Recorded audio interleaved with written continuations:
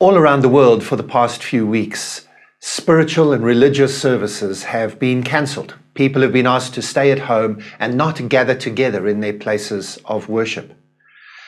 As a Christian, I've been fascinated watching Christian pastors all around the world put their sermons online and battle to get to grips with some of this new video technology that maybe they hadn't been using before.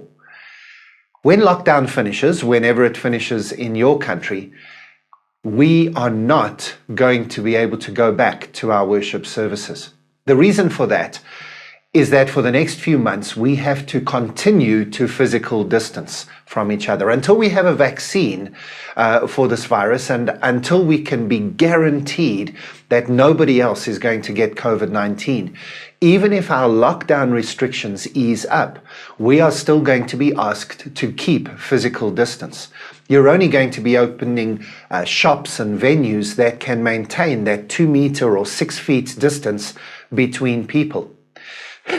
Now, there is a joke, of course, involved in this, in that some churches are not going to have any problem with that.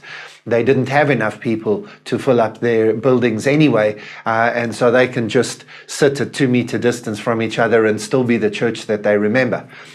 But that's maybe a little bit of a naughty joke about some empty churches.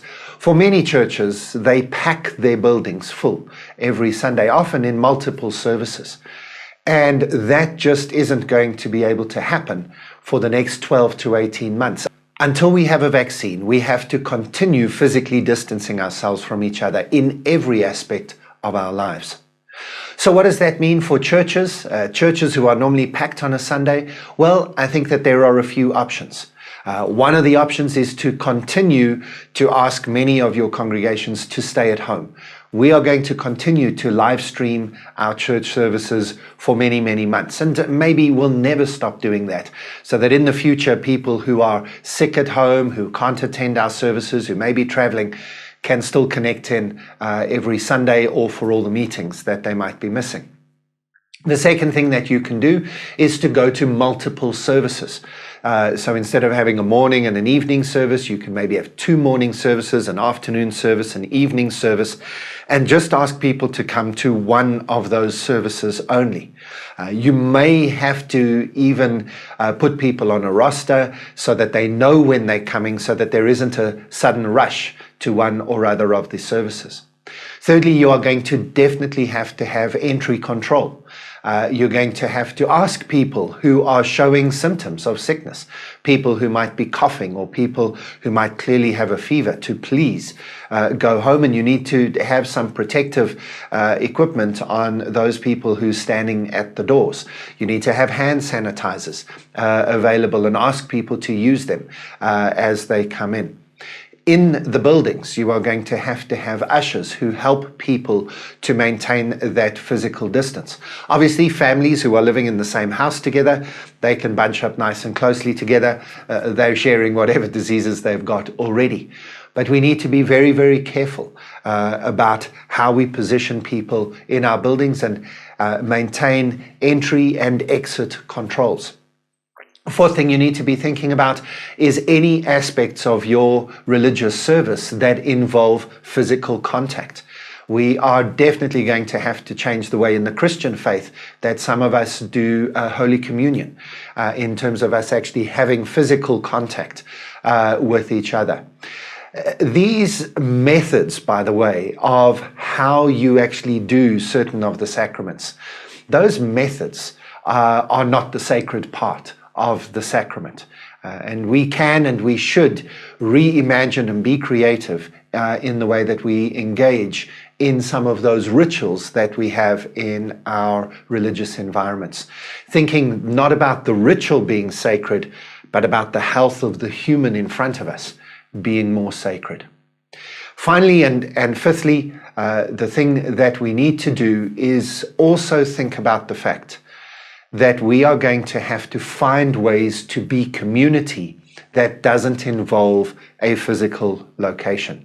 Many churches have already begun to do this, but I fear that some churches have just been doing an interim thing, waiting to get back to normal after lockdown. You have to get your head around the fact that we are not going anywhere near normal for at least another 2 years until we have a vaccine. And so we can't wait to get back to normal. We have to come up as families, as communities, as organizations, come up with new and creative ways to do the things that we want to do. We want to connect as human beings. We want to share with each other. We want to commiserate with each other. We want to celebrate with each other. And in the past, we've done those in certain ways, often involving physical connection, hugs and handshakes and physical spaces. And we are not going to be able to do that in the next 12 to 18 months, not in any way that keeps us safe.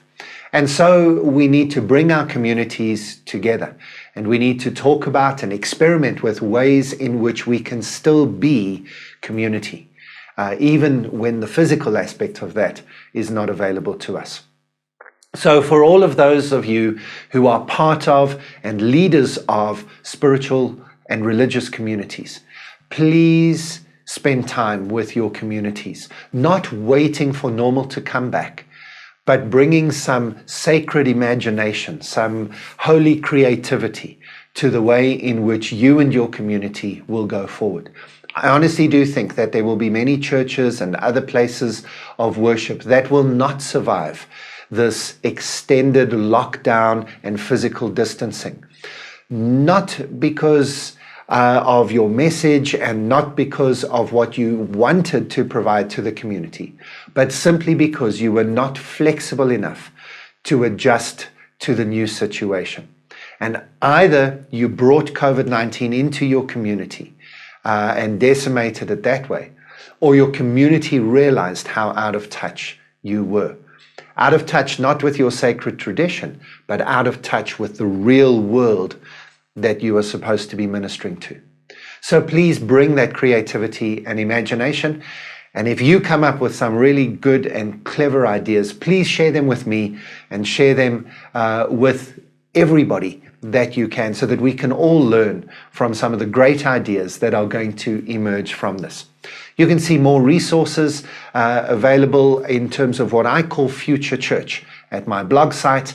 It's at futurechurchnow.com. And you'll see resources there that will help churches think about what the future needs to look like. My name is Graham Codrington, and I'd love to share some ideas with you.